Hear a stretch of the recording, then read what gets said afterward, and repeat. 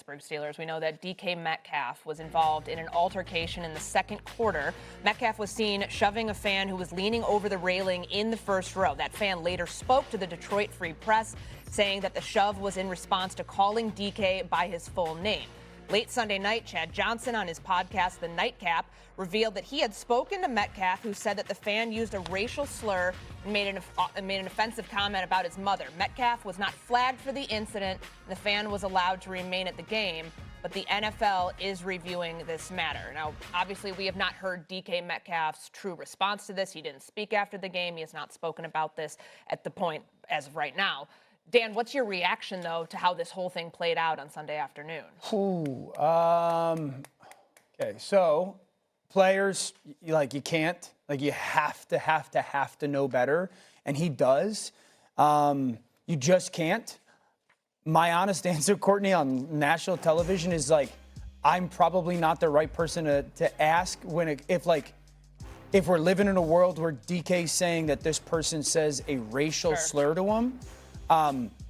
I don't know what that's like, So, I can't imagine experiencing that. And so, yes, part of me is you got to know better, you got to know better, you got to know better. It's easy for me to say you got to know better when I'm not in those type of shoes, you know what I'm saying? So it's I don't know what that is like. Go ahead, Cam. I've been in those shoes. Mm-hmm. I am in those shoes. Everywhere, every time that I walk. Now, there's a line that's drawn. My rule is this. If I see Courtney, if I see Damien, if I see, Dan at the grocery store, corner store, regular life, I can, kind of shove and be jovial and, hey, what about this? Oh, I thought you said that. That's cool. Yeah. But a line is drawn from the humanistic side that you can't say that. Do I know what happened? Do I know what took place for DK to react how he did? No. But I have always stood on this principle, no matter the league. You can go to MLB, you can go to NBA, you can go to WNBA, you can go to the NFL. I think we need to bolster the protection because fans are able to do whatever and just fall back on the thought of this is fandom. You can't talk to me like that, bro. I don't care if we're for the last drive of the game. It's their job to distract and to disrupt. That's why the 12th man is so active. Sure. That's why playing in hostile environments, you have edges. But what I'm not going to say is to defend DK Metcalf or to now say something about a fan that I don't know. I think as leagues, we do need and we owe a responsibility so that these will not happen moving forward. We've seen it happen numerous times over the last couple of years in any type of league. But you have a guy or a gal who's a contractor. We typically see them with the yellow shirts. What power do they really have? Right. Mm-hmm. And I'm not sitting up here saying you put a K9 and you put a person in there, in the car. No. But what I am saying is we need to have proper fan protocol. And it should not lead to this for us to take it serious. Certain things should be happening. And the players need to be protected. I will say this. We've seen, whether it's the NFL, NBA, we've seen incidences between players and fans where the lines have been crossed. And so I feel like leagues have to do a better job with that. The way I view these type of things is, if I go out here, put my hands on a fan or whatever the case may be, who has more to lose? Me. You. Me. I do. And so, listen, obviously we need to hear from DK Metcalf. And if that was said, then, it was absolutely disgusting. But at the end of the day, listen, we're in the middle of a home stretch here. And listen, my team is counting on me. My teammates, my coaches, everybody. So there has to be a level of restraint that I have to practice, even in a situation like that, knowing that I got more things going for me than I'm just. That's just the way. Isn't that hard to restrain? It is. Listen, I'm not. No, I'm saying. No, listen. I'm saying. Here's what I'm saying. I know it's hard. If that's what was said, he deserved it. Here's what I would say. Dan, here's what I would say. As someone I've had situations in my life where people have shouted out racial epithets at me, knowing that, you know what, at the end of the day, they're just words to me. Yeah. They're just words to me. Like, my mom always told me, if people, you don't ever want to let people have power over you. Sure. And so for me, I'm not letting someone have power over me to the point where I make a move that could cost me and my team. I'm not doing that. I will let the powers that be handle that situation, knowing that I'm focused on something much bigger than what that fan has going on. I'm that powers that be. If you say what you got to say, tell me how you feel, because I don't have that type of restraint, respectfully. That's if you fine. say certain things to me, I'm going to react and hold you accountable. Every action has a reaction. But now we're going to find ourselves in a situation where he say, she say. Yeah. Well, I heard this. Well, if we put better protocols in place to say, like, no, we need somebody to say, oh, no, Damien, he did not say that. Okay, the fan was absolutely wrong. Remove any type of opportunity to come to it.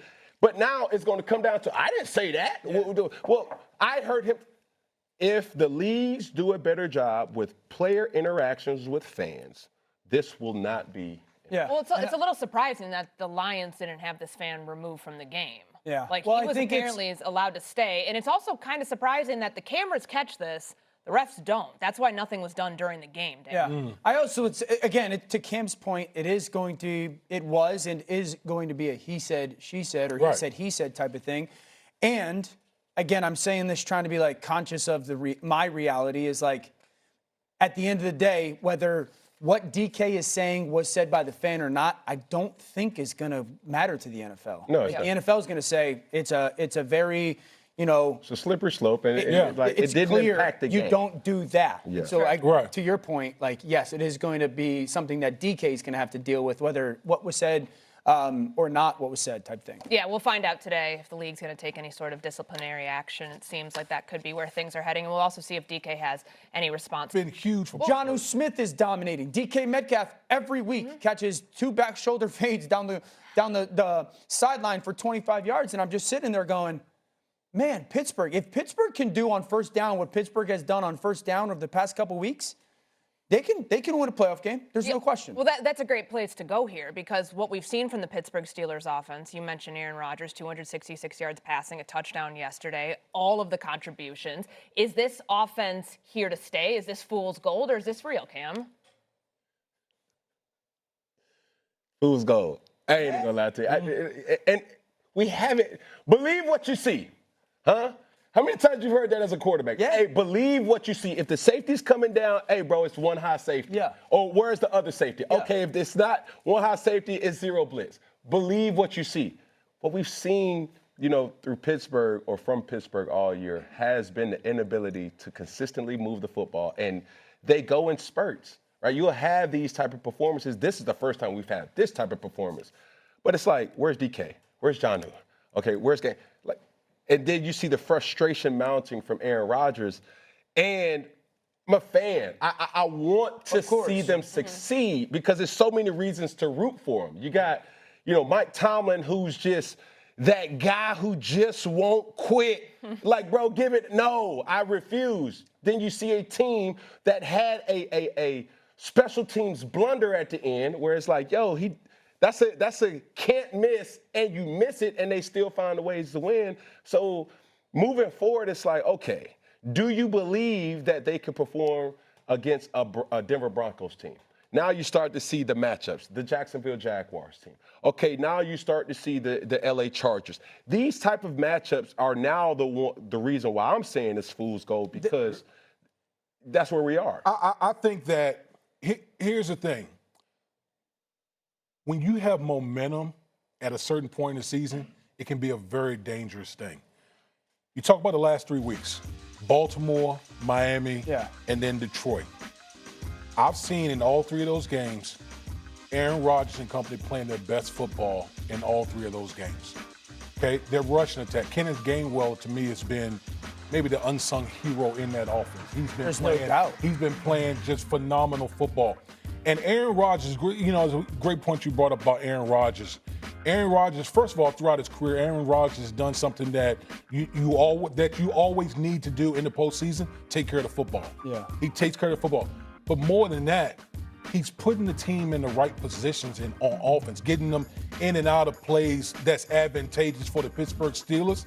And his arm is still lively at the age of 41 years old. Listen, in the AFC where there's no dominant team in the AFC, don't sit here and tell me that right now a team coached by Mike Tomlin with Aaron Rodgers and the way they're operating, particularly at this juncture in the season, can't have damage in the postseason. Absolutely, I consider Pittsburgh a team that could not only win a game, but they could advance deep into the playoffs. Okay, so especially the way you run the ball. I mean, those 230. I can. In the AFC, there's no dominant team. So you think they could run the table? I mean, is it based on?